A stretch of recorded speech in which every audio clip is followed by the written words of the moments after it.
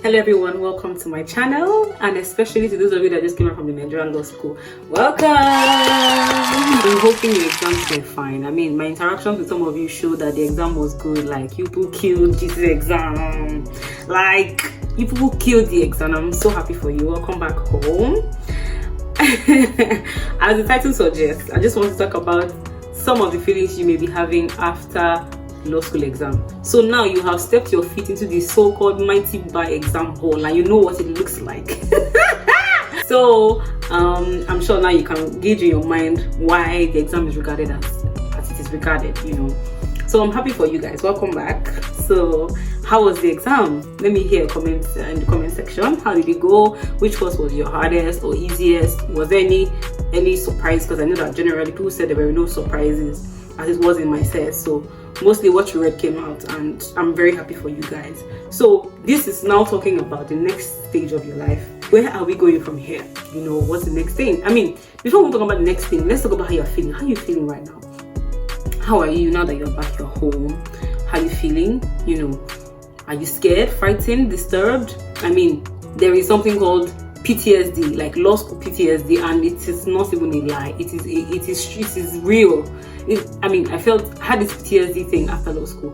When I came back, I was dreaming of law school. I was dreaming of cases. I was just like, even in my ordinary day-to-day life, I find myself talking about cases, referring to principles. I mean, of course, you are going to be a lawyer and you're going to use this in your daily transactions or in your professional transactions. But in my day-to-day life, I still remember myself calling cases. Somebody will do something and I'll be like, that was the case of, hey, rest. So, you know, that was happening and I realized, oh my God, I'm having PTSD, you know. So, but then, apart from the PTSD, there was also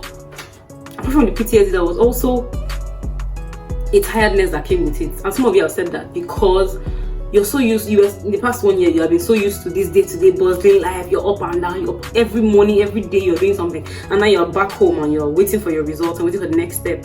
And it's like, you're doing nothing. So it's like a switch. The switch is too quick and you're not used to this idle, in quotes, lifestyle, or just not doing something. I mean, for those of you who are not doing anything, because after those I wasn't doing anything for like a month or two. I was tired after 1 week. Like, I was like, I beg, I'm tired of this life. I want to do something.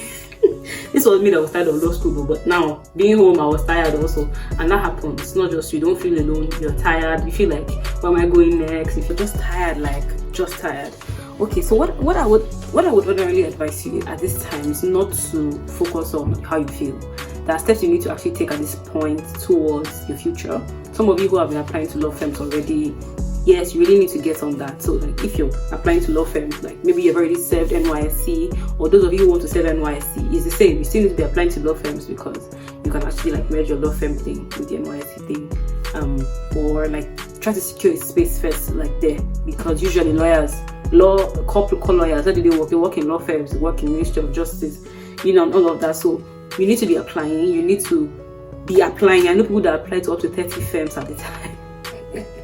Honestly, I was just lucky that I only applied to one, and it was that one I got, and that was it. So I didn't really get to go through that hassle of applying to so many law firms. So you need to focus on that. In the top law firms, if you have a very good LLB result, first class 2-1, even 2-2, apply to the big law firms. Don't be afraid. Do your CV and cover letters very well, and you know, prepare for them. You know, so apart from that, those of you who are going for service here, you should start preparing for that. Preparing your mind, finding out, watching videos that you're expected to do, what you should be expecting to see, and all of that. And apart from that, the results will be out soon. No, like, this is not to put any fear in your mind or make you afraid. What I did when the results were approaching, the time for the release of the results were approaching, I was having so much anxiety. In the beginning, when I came back from law school, I was telling my dad, oh, the exam was simple, was easy, and it was nice, this and that.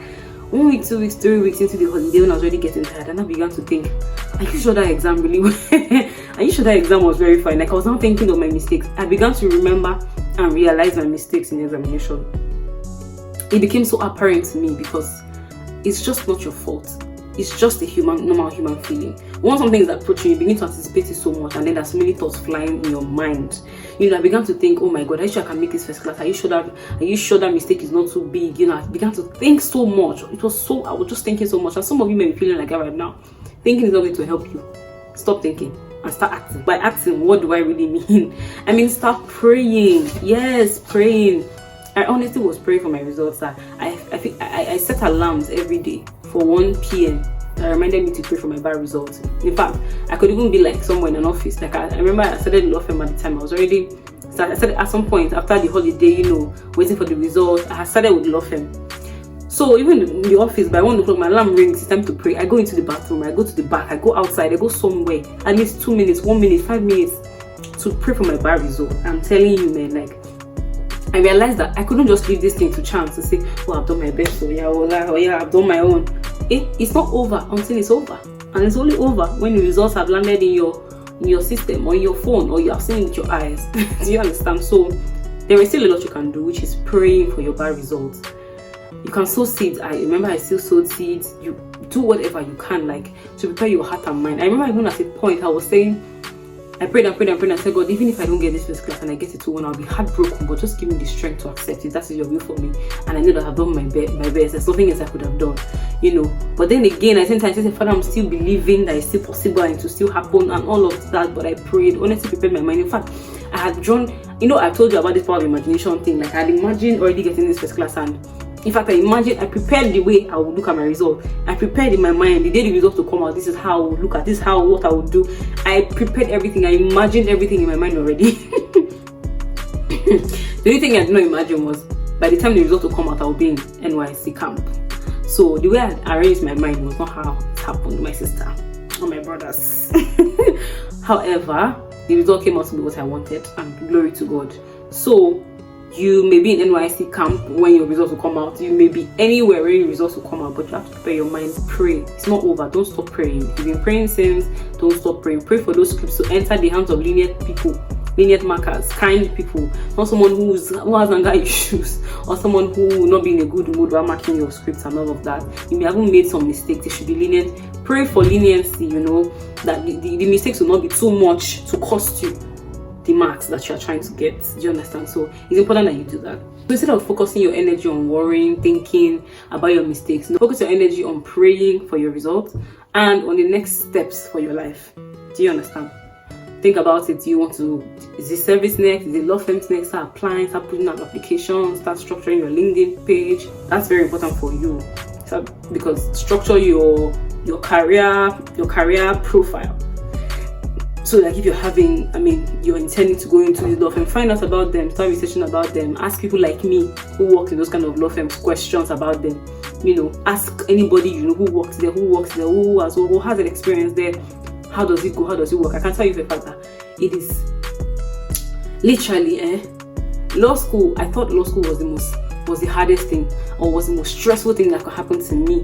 But you know what? Like the law firm I worked in, the tier 1, in the likes of the big law firms that about.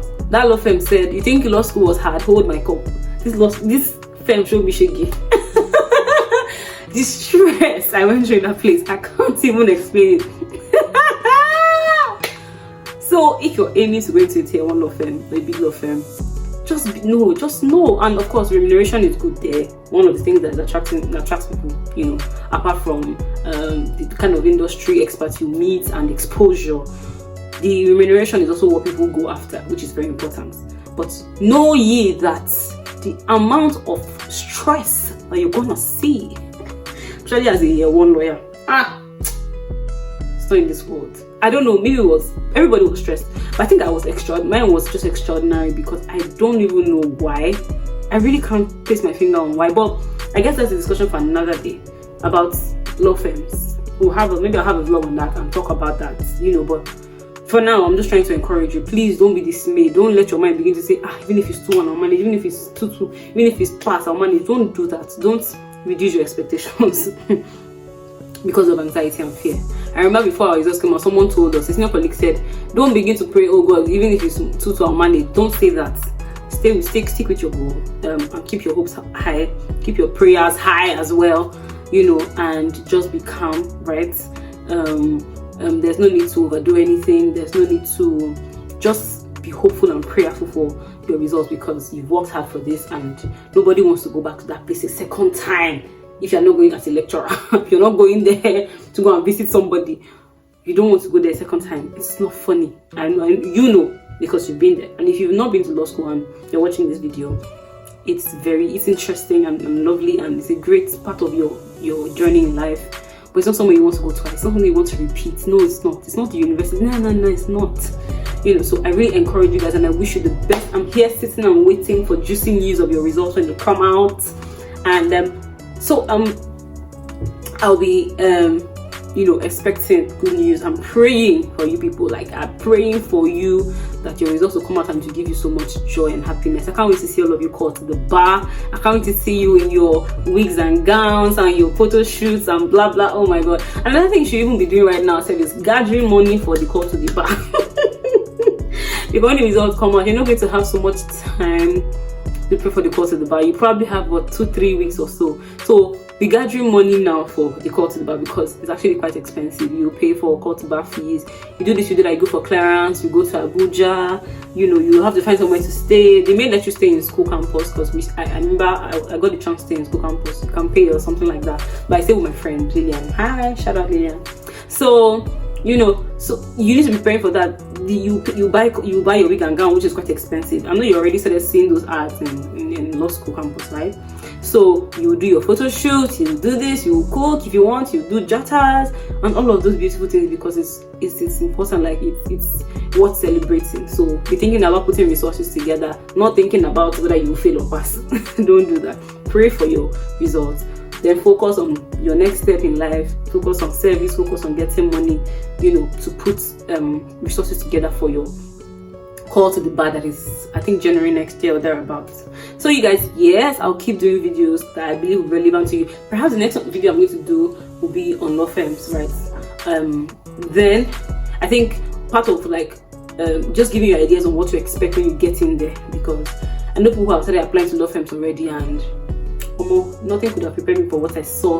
Like, the kind of I've never worked in such an organization before, so nothing could have prepared me for what I had to conform to, like, standards and all of those things. Was great, and it was good for my growth. It was good for my development, but it was quite a shock. Yeah, it was quite a shock, because I thought nothing could be more stressful than law school. I didn't think anything would stress me that much, and it was just a bit much for me, So, but apart from that video, we're also going to be starting a mentorship session for the next law school students soon, and those flyers and links will be out very soon.